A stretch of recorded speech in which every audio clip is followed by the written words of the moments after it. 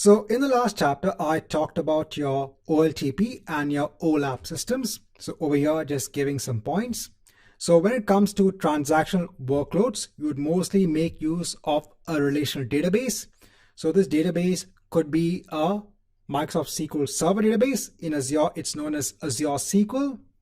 Now here, a transaction is a sequence of operations that is atomic in nature.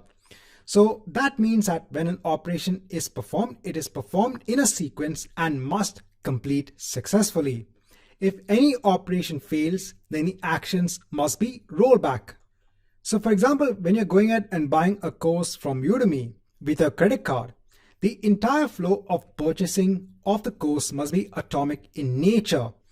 So this means that when you go ahead and purchase the course and the amount is credited onto your credit card, so this must be a complete operation. It should not be the case wherein you have actually gone ahead, the amount has been taken from your credit card, but you have not got the course.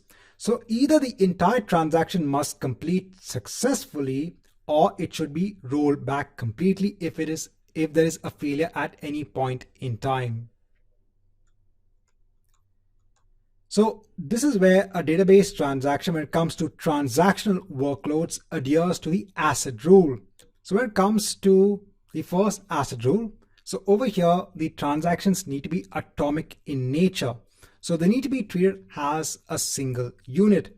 Either it should all complete successfully or it should all fail completely. Then we have consistency. Here the data is only taken from one state onto another. So for example, if you go ahead and buy something, the product is credited onto you. And then you have isolation. Your concurrent execution of transactions leaves the database in the same state that would have been obtained if the transactions were executed sequentially. And then you have durability.